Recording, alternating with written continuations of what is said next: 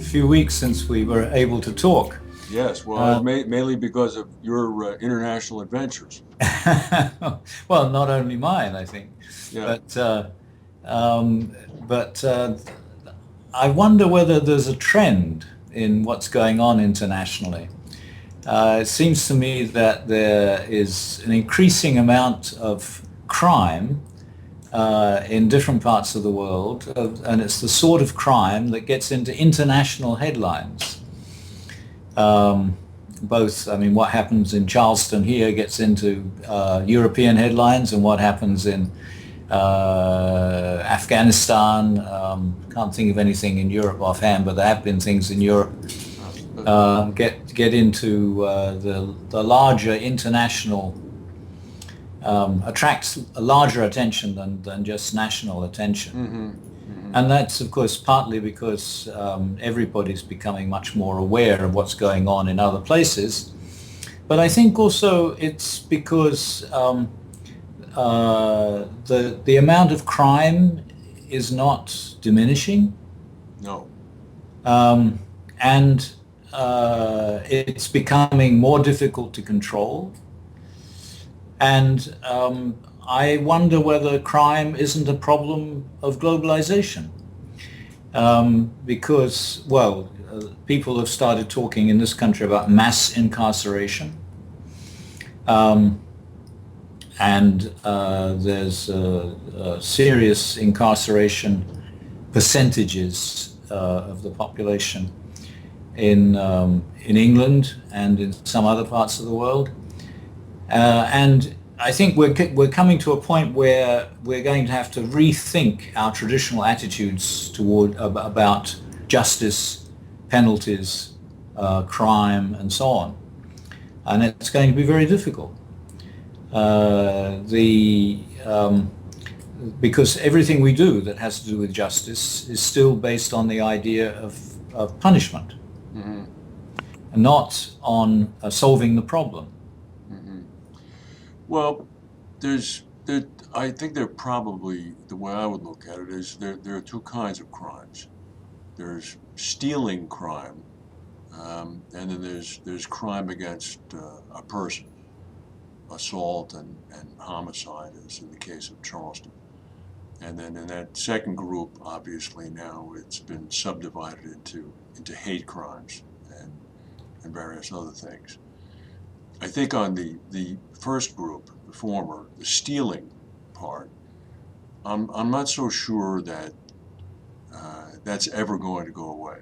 Uh, I mean, But it's been getting much worse, so that it's been getting much worse, much robbery of houses, but also there are parts of Paris, parts of Rome, parts of Naples where pickpockets are very skillful, Oh yeah. and everybody's at risk of losing what's in their pockets. Well, even yeah, of course on that level, but even if you look farther up the chain, all right, look at, for example, FIFA, all right, the soccer federation, the crime, alleged crime on that scale, which is going to probably turn out to be in the tens, if not hundreds of millions of dollars. So it's a question of what globalization is permitting now as more and more people get to become interactive with each other and use the social tools that exist to be able to concoct schemes to be able to perpetrate what they do. And then we're not even talking about the hacking crimes, all right, that are supposedly emanating from China or somewhere in the middle of Russia. But I think on that second part, on the crimes against the person, I don't see how attitudes are ever going to change against that. Because I think, if anything, the increase in the velocity of globalization have tied more and more people together to recoil and be repulsed by what they see. That's why, for example, the Charleston shooting made headlines in India, made headlines in Indonesia, because it's unthinkable that some person would walk into a church of worshipers and sit with them for an hour and then begin to shoot them simply for reasons that are now well known. Yes, but did you see the long article, the sort of feature article in The Economist? And I'm not sure which recent issue, one of the issues while I was away that I picked up when I got back, about the current gender problem. I did not. It's very interesting because it points out that um, even though women are not doing as well in the upper parts of society, in the more privileged parts of society or more privileged parts of the economy, uh, their men are doing very badly in the lower parts of the economy. So um, uh, a large percentage of the people incarcerated in this country and several other countries are male, not female. Um, I'm trying to remember what else. The most suicides are male, and it's most uh, the males who used to be blue collar workers. I think that's the term they use. Hmm.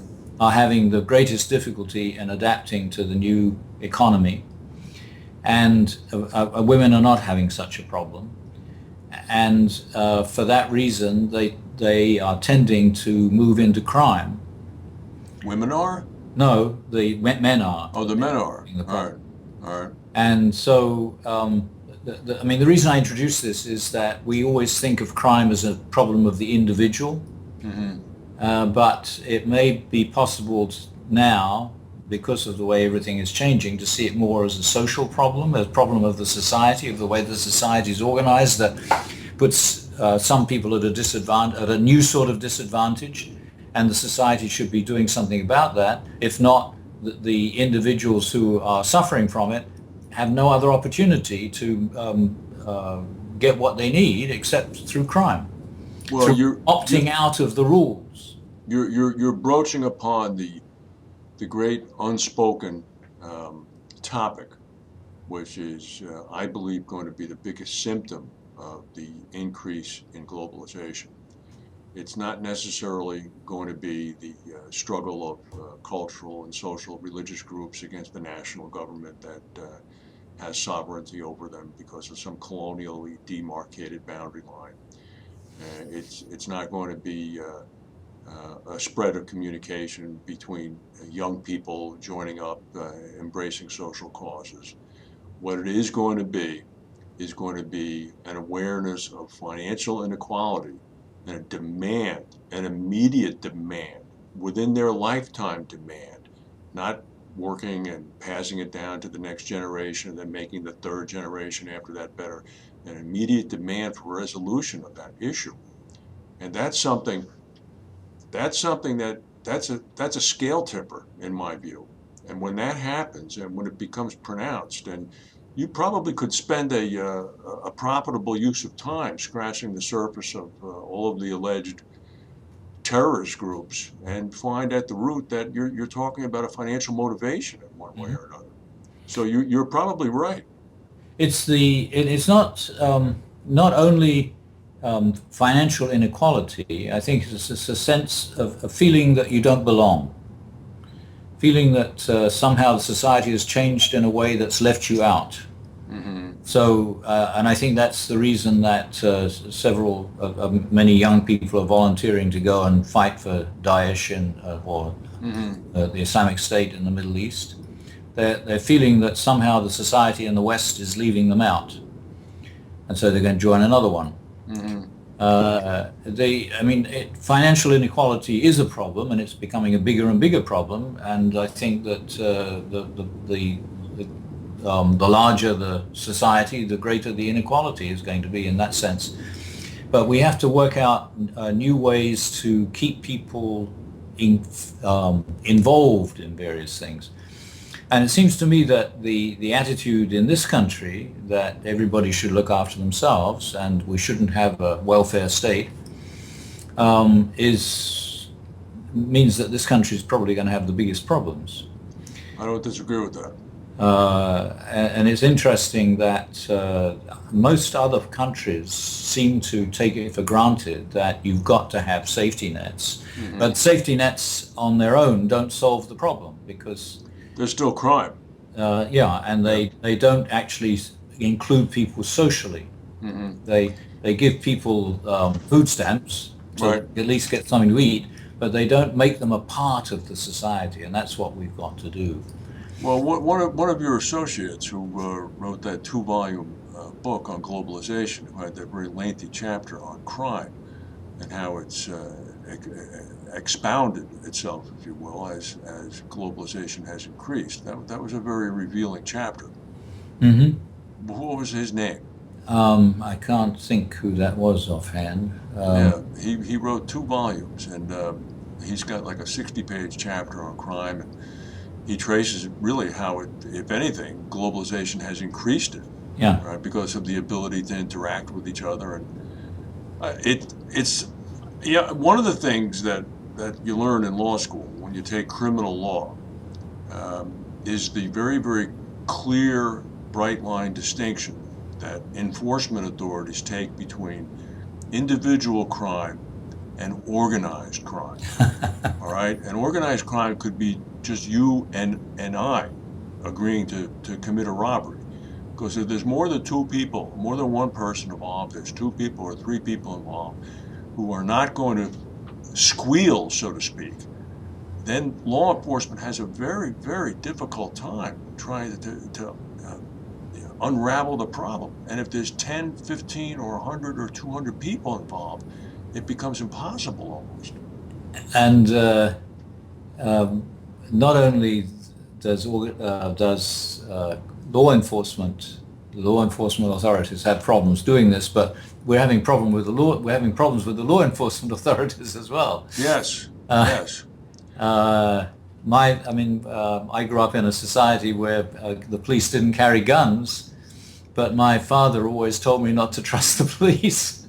Oh, well, so let me ask you, in your travels through Europe of late, what aspects struck you that started you ruminating about crime?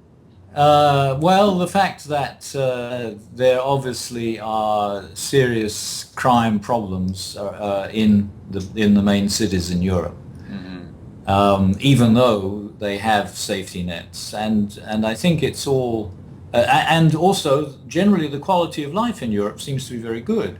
Would you say that there are more serious crime problems in the major cities than there are, for example, in Philadelphia or New York? Well, there are different types of crime.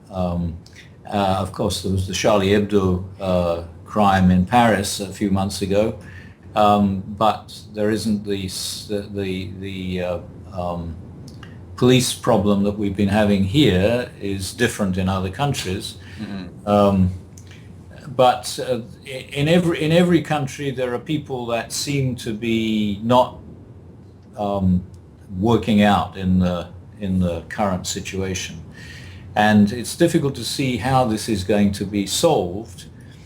Um, and I imagine the Greek problem, which is beginning to look a little better today, is somehow related to this because they're mostly concerned about what's going to happen to the poor people in the society if the financial situation, if the financial problem is solved in the obvious way, it's going to be bad for the poorer people in the society.